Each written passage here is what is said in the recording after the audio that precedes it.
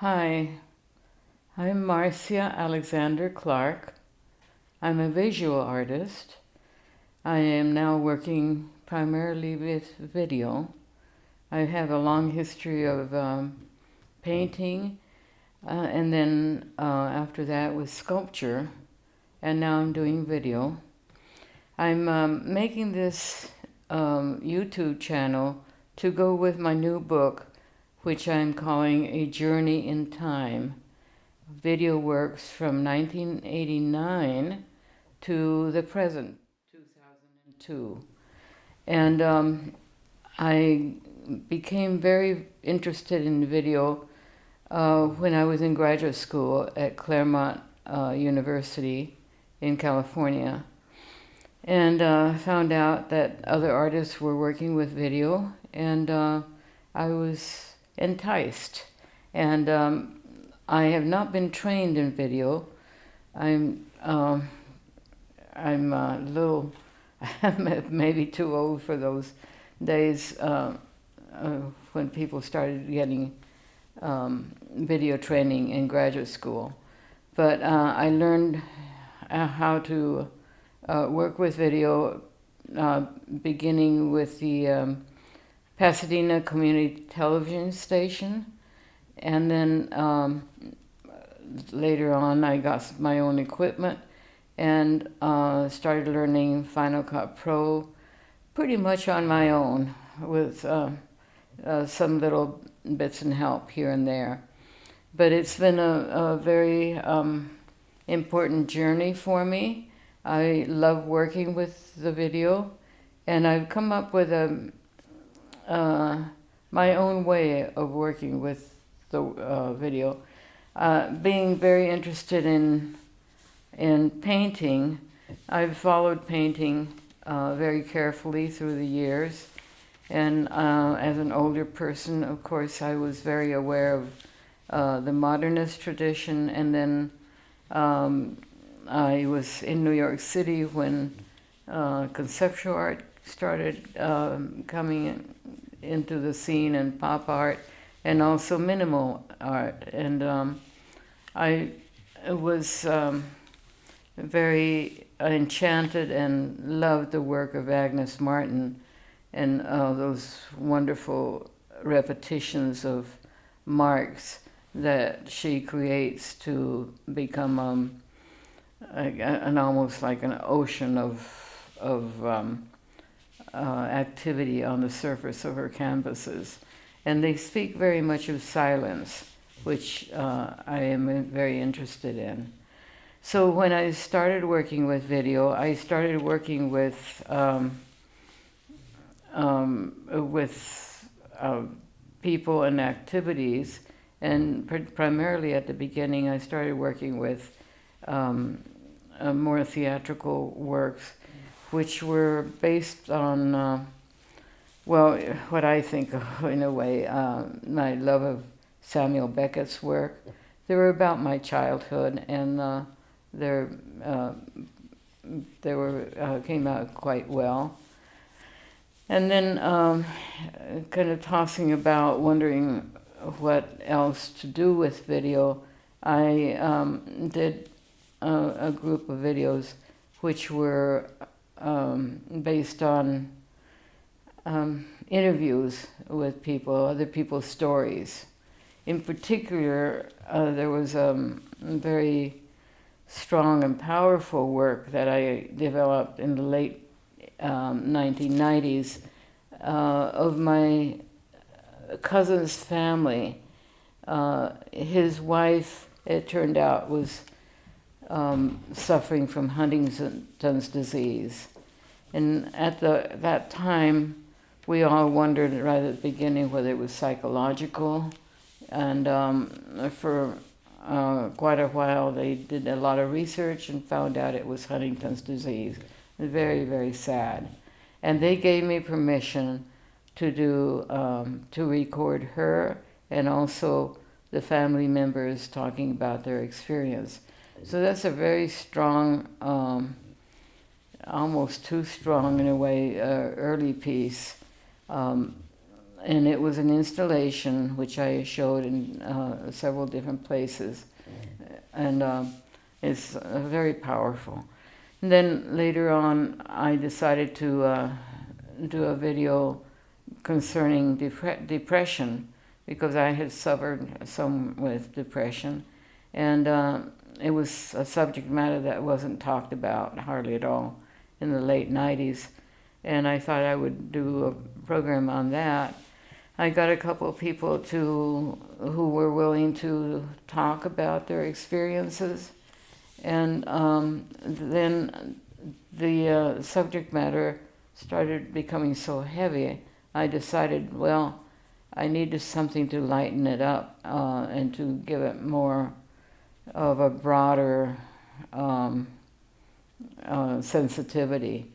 So I decided to see if I could work with a choir, and I did find a choir, and this is a women's choir, a cappella women's choir in Idlewild, California, who were willing to work with me and sang some songs, and I developed a work with them, and it's called De Caelo, of the Sky, and it was a very successful piece, and I showed it in various places, and in Pasadena and also Riverside, and perhaps another place. Oh, at Cerritos College.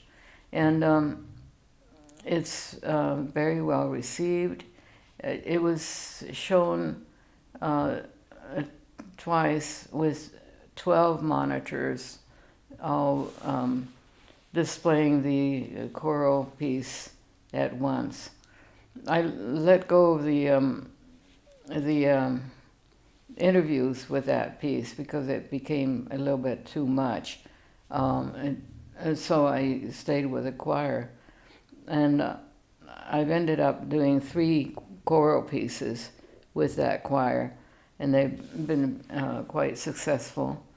In the 80s, 90s, maybe even 70s, I was quite aware of artists working with multiple voices, particularly John Cage.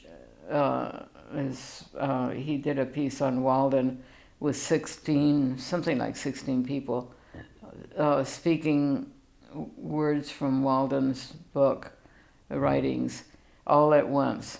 So they become sound pieces. And this was also influencing me quite a bit, particularly when it came to the choral pieces, because I love the multiplicity and overlapping of the sounds, which makes the words and the singing something else. It becomes almost like a well of sound. So those have been very important pieces, but I continued to work with other subject matter and did many experimentations, but I still kept wanting to get to the place where I was doing something that was very minimal with repeated marks over and over again.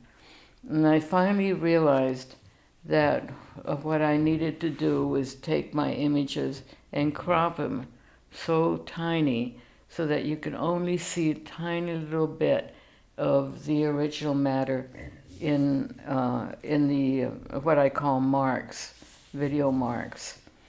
And I became aware in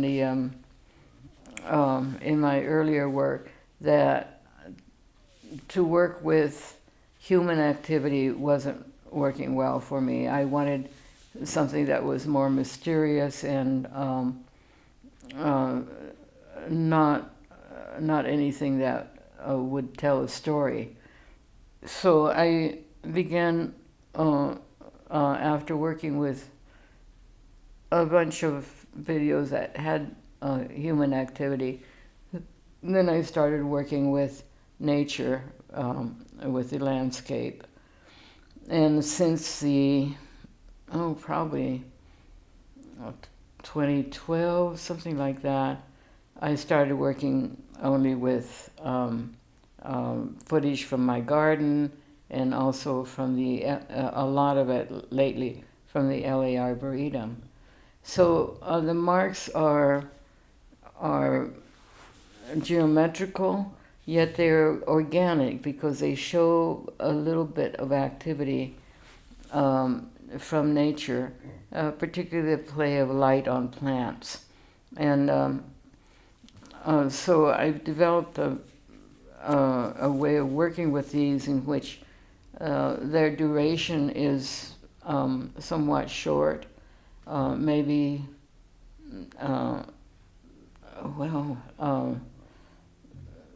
3 seconds or something like that, or even less, so that they appear on the surface of the screen and then they vanish and then others come up. And sometimes they come all together to make kind of like clumps.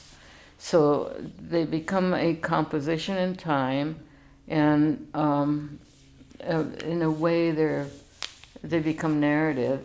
I call them non-narrative narratives because they don't have a subject matter, and I want to keep them as mysterious forms. And they speak very much of silence. Some of them have sound, but a lot of them don't have sound. And so in this YouTube group, I have almost the whole history of my video work, the best work, of course. There's been a lot of experimentation in between, but I'm putting these on video on YouTube so that they can go along with the book that I'm putting together, A Journey in Time. And I think that's all I need to say. Oh, well, one more thing. I've discovered towards the end, well, not towards the end, but a little later in time, the relationship of this tiny mark to my own life and to my own way of being. I'm a very private person, and I was thinking that in a way that's how I look at reality, through a little peephole. And then I started thinking, well, that's in a way how everybody looks at reality. We don't know a lot about nature, about the universe, or even about ourselves. And we think we know a lot, but we don't. So there's a parallel meaning in the work that speaks of our limitations in our knowledge of our reality and ourselves. Thank you. I hope you enjoy.